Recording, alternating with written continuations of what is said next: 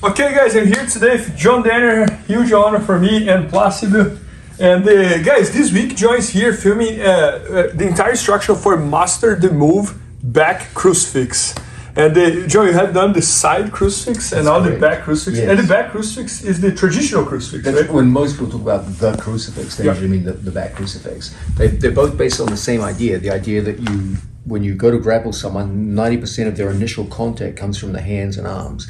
And so in both cases, you trap the two arms. One you do from top side control, the other you do from the back, but the idea is the same. You control the space between your training partner's elbows. And if you can do that, you control most of his initial reactions and defensive movements. So in both cases, they're excellent. For me, as a coach, a lot of people always ask me, what's the motivation to learn back crucifix? Because my students are very well known for their ability to finish from the back, but usually from rear mounted positions. And there's a sense in which people say, well, why would I bother to learn back crucifix? You already have a complete system for the back position. Why don't I just stay there, and that way I get to score points? Because remember, of course, back crucifix doesn't score any points. I agree. So you have to ask yourself, what's the motivation to learn this? I always put it in the following terms.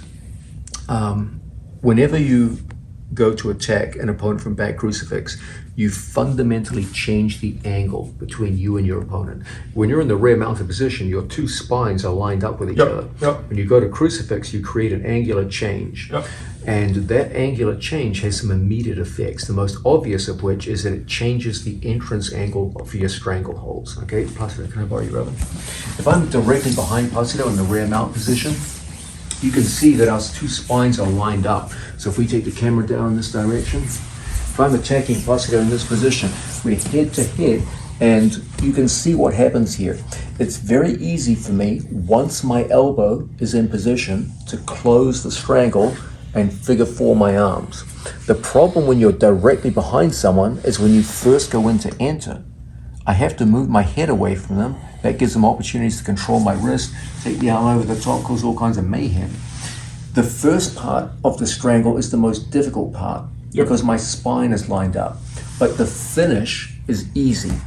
Okay, so the arc of difficulty for the rear naked from the back is the initial entrance. That changes completely in the case of the back crucifix. Here, even when his head is down defensively, the first part is the easy part, the exact opposite of the rear mount position. It's very easy to work your first hand in. The difficulty comes in the second half, the completion phase. That's when you struggle to get your hand all the way around and actually finish someone. And we look in this video at simple mechanical tricks like a shoulder dip, which enables us to go all the way through and close the loop around our training partner's neck and create a strong stranglehold. So you see that, thank you, Plácido. The first big change between rear mount and crucifix is change in angle, and that has an immediate ramification that it switches the order of things. The rear naked from the conventional rear mount, very hard to first penetrate, but very easy once you do. Back crucifix, very easy to get the first penetration underneath your training partner's jaw, but a little more difficult to actually get the arm all the way through and into a finishing position. And so we look at a range of tricks to make that much easier. We look at the idea of passing off into two-handed strangles and closing the figure of four, etc., etc. So that's the first big thing. The second big change, the second motivation to learn the back crucifix is, of course, in every case of the back crucifix, you take away the number one defense to strangleholds, which is your opponent's hands. Anytime you go to strangle someone, the first reaction you get defensively is always those annoying hands. And I think everyone who's interested in jiu-jitsu and watching this video has had that annoying experience where you get to a good position, can't get through the hands. The back crucifix does a magnificent job of just taking away those annoying hands. So that's an obvious one there. In my opinion, the biggest motivation for a jiu-jitsu student to learn the back crucifix, even if you are good at rear mount, all my students, Gordon and all of them, are famous for their ability to finish from the rear mount, but still there's a strong motivation, even if you do have a good rear mount position, to learn the back crucifix based on what I call the familiarity principle. Most of your opponents are very familiar with the idea of having someone attack them from the rear mounted position. In your first day in class, someone's on your back and attacking you. So you spend large amounts of time learning to defend the rear mounted position. And most jiu-jitsu players are pretty comfortable with it. They can have another guy on their back and defend themselves pretty well. There are substantially fewer jiu-jitsu students who have an equal amount of time defending back crucifix as they do rear mount. It's just a matter of experience. If you've spent 100 hours defending the rear mounted position but only 5 defending the back crucifix, it's not surprising that you'd be better off. You generally do better defending rear mount than you do back crucifix. Back crucifix is a position where if you don't know exactly what you're doing to get out, you could be stuck there all day. And we'll talk about this theme very soon. About John, when you pause here, like it always reminds me like what you did with the heel hook, because like that was also in the heel hook, nobody knew how to defend it that well, and then you developed this whole system around it, and then all your students was like easily winning tournaments just by doing heel hooks. And I think like the same thing applies for the... People forget that what really creates a winning scenario in jiu-jitsu, it's not a question of how good you are at a given skill. It's how good you are relative to the other person's defense. So it's never just a question of what is my favorite move. It's what's my best move relative to my opponent's weakest defense. It's the difference in skill that creates victory in jiu-jitsu, not the skill level. The skill level itself it's relevant, but it's not final. What's final is the disparity in skill level. And I believe for most people, you're going to find a bigger disparity in skill level between attacking back crucifix versus defending back crucifix, because most people don't have that many guys in their gym who really specialize in the position. I totally agree. And as a result, you're much more likely to get that lack of familiarity. We talked earlier about body type, Bernardo, and I think another motivation for many athletes to learn back crucifix is because when you look at my athletes who are famous from attacking from the back, many of them are taller athletes. And I've had so many people say, John, I see Gordon and Nicholas and Luke, they dislock a body triangle so easily around their opponent. I can't do that. My legs are too short, or I'm training with a bigger partner. I'm only 135 pounds. My training partner's 220 pounds. I can't lock a body triangle on them. And these are situations where the back crucifix is gold. When you're going with someone who's taller than you, heavier than you, the back crucifix, you're not controlling his torso. You shift the focus to his arm. Now, I don't care how much bigger someone is than you. They're not so big in the arm that you can't wrap 2 arms around their leg. There's no one that big. If they are that big, you shouldn't be grappling with them. You should think buy an elephant gun and shoot them from 300 yards away. So in that sense, it's a godsend to athletes who are shorter, thicker athletes. It's one of those moves which works fine for tall athletes. So you can be tall and have a great back crucifix, but it is something where if you just can't play that long, tall athletes game, body triangle game, that's just not for you, back crucifix is an amazing way to work. I totally agree. And and I think like it's a subject that it's not super well explored either in jiu-jitsu. What do you find when you look at the history of jiu-jitsu, Bernardo, is there's athletes who kind of sprung up as highly skilled in back crucifix. There's like a few isolated individuals. Your good friend Marcelo Garcia was one of them. There's a few others, and you see like almost like a random assortment of people who got good at back crucifix. I'm guessing by individual experimentation, and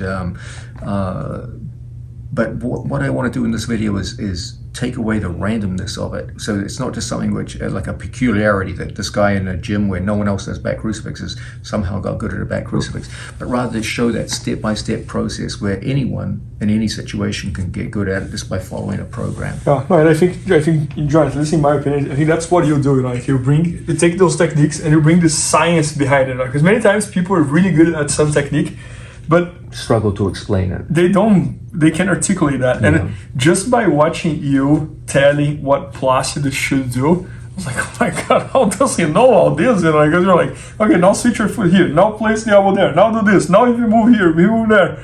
It's really like incredible. So I think what I like so much about back crucifix and the way that we teach it in this video is that in my mind, one of the great attributes of just jiu-jitsu in general, even the the early jiu-jitsu, which we learned when we were first starting out, it's based on the idea of hierarchy. There are certain positions, there's a known hierarchy of positions, and there's a narrative to the matches. You know how to enter into the situation, you know how to control the situation over time, and you have a clear sense of how to finish. Yep.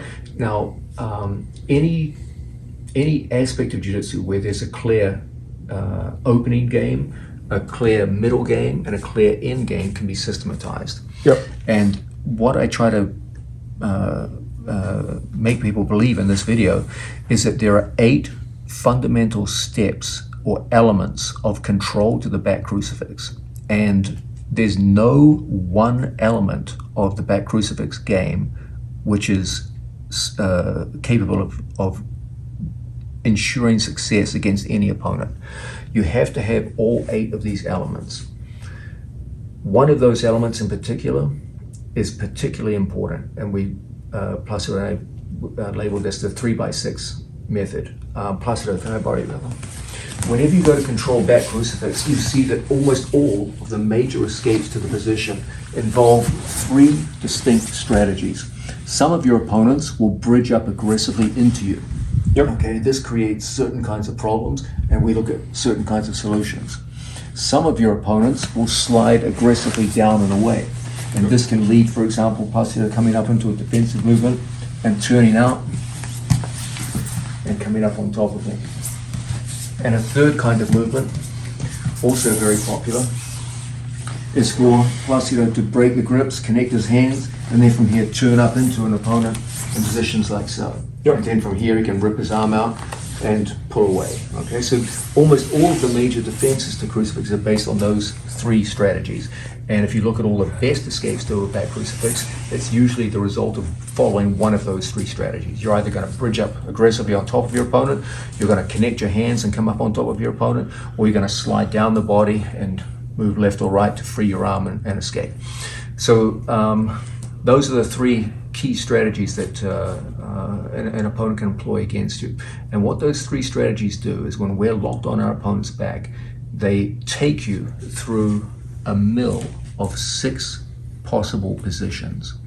Those positions are arranged in a very loose hierarchy. There are 5 positions which are good, and it's debatable which are the best, so I don't even play that game. 5 of them are good, and 1 of them is not good. And if you just know how to avoid that, and sometimes knowing what not to do is more important than knowing what to do. So we look at a range of strategies to get out of the one bad position, and then how to keep flowing between the other 5 positions and go effortlessly from one to the other.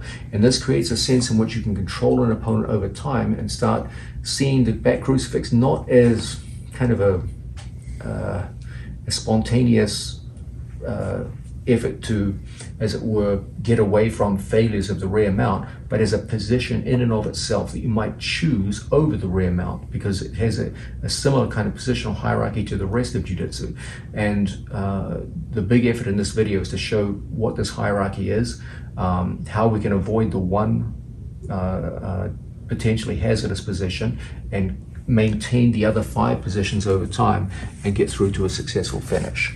So there's a sense in which the major theme of this video is what we call the totality principle, that no one element of back crucifix control is enough to control the position overall against a tough resisting opponent who knows what he's doing defensively. But all 8 elements together will control almost all of your opponents, even the toughest, even the most skilled. And of those 8 elements, the most important is this 3x6 principle, that there are 6 critical positions that an athlete needs to know, 5 of them very good, 1 of them to be avoided, and then a pair of submission holds working as a dilemma. And when you have those in a structure, it's very difficult to get away from opponent. And it's fascinating the way you teach, because I'm literally studying the arm drag one right now because I'm teaching in my school, and it's pretty much the same thing. You teach a lot about what they do to escape, and based on their escapes, you build the system to attack. So like my whole approach to jiu-jitsu is based on decision trees. That ultimately most people misascribe the function of drilling. They think that drilling is about building skill. Okay? To someone who has no skills, drills can be a useful method of developing beginner level skills. So you can at least execute the basic function of the skill. So, if you have a 30-year-old man with no athletic background and never done jiu-jitsu in his life, drills can be a useful way for them to learn to move their own body. They may not even have the ability to move their own body adequately to go into a move. But as you know, once you start drilling a move for a certain amount of time, you rapidly get diminishing returns. Yep. And once you've drilled an arm lock 1,000 times, doing another 1,000 isn't going to make you much better at arm locks. A new variation is going to give you a lot more. You're going to have to start changing things up. Yep. And there's a sense in which just looking at drills as a way of developing skill, I think, is a big mistake. For me, the value of drilling is not in motor skill acquisition, but rather in planting in your mind decision trees, so that when you drill a move, you never just drill a move by itself, but rather a decision tree framework where the first move in the sequence is just an opening move, like in chess, and then from there you look at the logical reactions an opponent would have to that move, and you branch off all those, and you create this decision tree over time. And that's really the way I teach. So everything's done in terms of these decision trees. There are some aspects of jiu-jitsu which are so easy to lock down and corner and compartmentalize that you can go beyond the decision tree into a system, and that's where I probably had the biggest effect on jiu-jitsu in terms of systems theory and how it applies in certain aspects of jiu-jitsu. You can't always apply a system. Sometimes some elements of jiu-jitsu, such as scrambles, open guard passing, they're so chaotic you can't really put a definitive system in place. But many other aspects you can, and it's my earnest belief that the back crucifix is one of them. Yep. And so that's the effort of this video, is to create not just to see the back crucifix as an interesting alternative to the rear mount, but as an actual compartmentalized system that an opponent a developing athlete can bring in, learn, study, and understand in these sequences. Yeah, no, and they just finished that's one of the reasons I love the Master the Move, because you take one move and you give the whole system about that move, and there's a lot of other moves here to explore still. So this was really good. And guys, this instructional Master the Move back crucifix, which is the traditional crucifix, is going to be at BJJFanatics.com very soon. Maybe by the time you're watching, it's already there. So make sure to check that out. And also, Bernardo, we should say to the patrons of BJ Fanatics, this is the last video I'll be filming before I get my second hip replacement. So, that's true.